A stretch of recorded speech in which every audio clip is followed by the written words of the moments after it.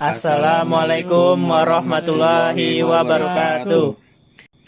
Di video kali ini kami akan melakukan percobaan pada tulang paha ayam, yaitu dengan merendamnya dengan asam cuka. Sebelum itu kami akan memperkenalkan diri terlebih dahulu. Di video Baiklah, tabel pengamatannya seperti berikut. Yang terakhir, Pak, apa yang bisa disimpulkan pada percobaan kali ini?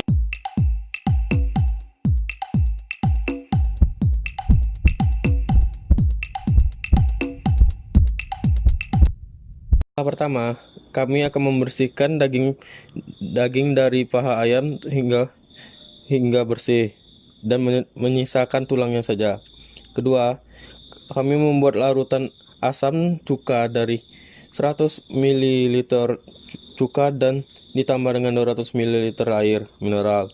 Ketiga, kami merendam tulang paha tersebut di dalam toples yang berisikan air tadi selama 1 jam.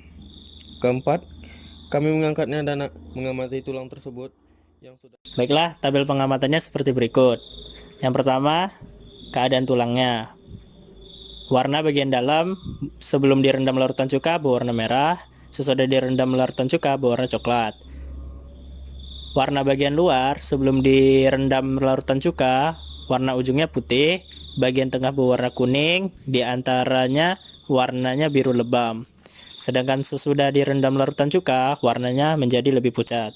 Kekerasannya, sebelum direndam larutan cuka, tulang masih keras. Setelah direndam larutan cuka, agak rapuh atau mudah dipecahkan. Yang ketiga, kelenturannya.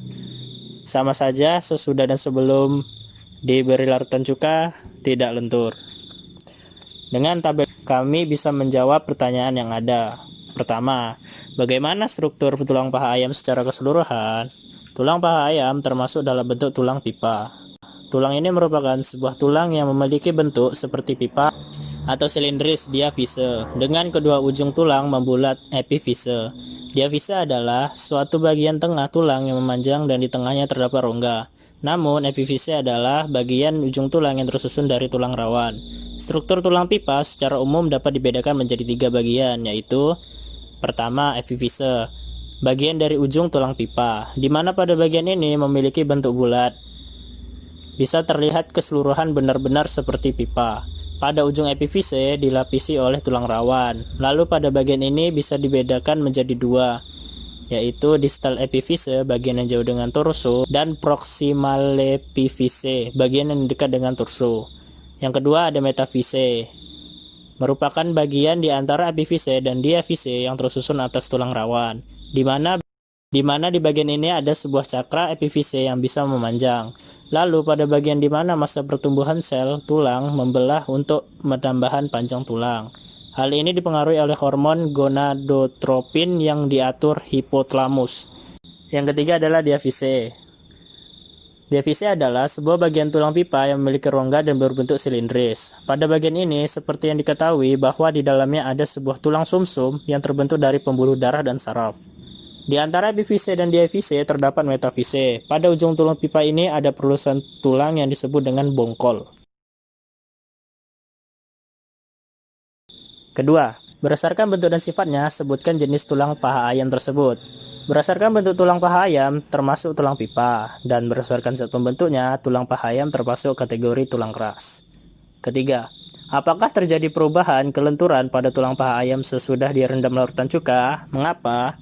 Tidak terjadi kelenturan pada tulang paha ayam karena disebabkan oleh beberapa faktor. Yang pertama, yang dipakai asam cuka. Yang asam cuka ini merupakan asam lemah sehingga belum cukup kuat untuk mempengaruhi kelenturan tulang paha ayam.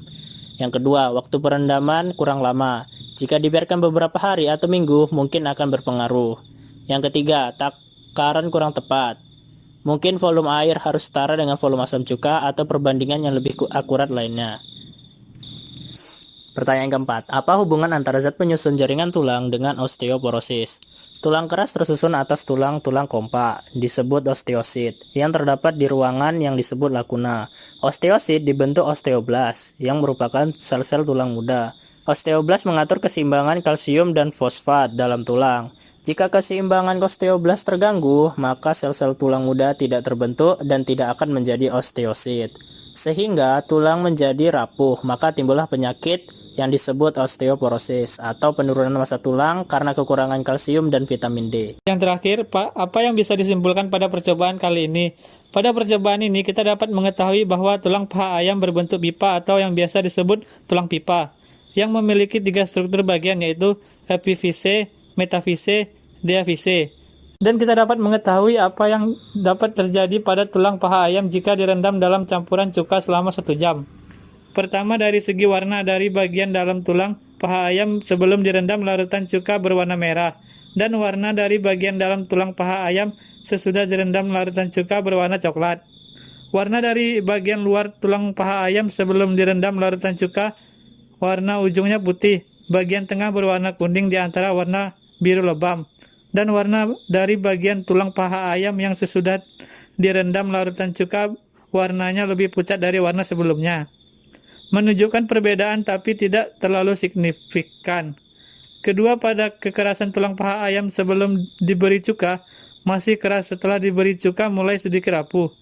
Ini berkaitan dengan zat penyusun tulang paha ayam, salah satunya osteoblast, yang dimana jika osteoblast terganggu keseimbangannya oleh cuka, maka akan menimbulkan kerapuhan pada tulang atau yang disebut osteoporosis. Terakhir, diberikannya asam cuka tidak mempengaruhi kelenturan tulang keras, karena beberapa faktor yang mempengaruhi seperti halnya menggunakan asam lemah yaitu cuka. Takaran kurang tepat, waktu perendaman yang terlalu singkat. Sekian presentasi dari kami tentang percobaan pada tulang paha ayam. Mohon maaf bila ada kesalahan. Semoga bermanfaat bagi kita semua. Kami akhiri. Wassalamualaikum warahmatullahi wabarakatuh.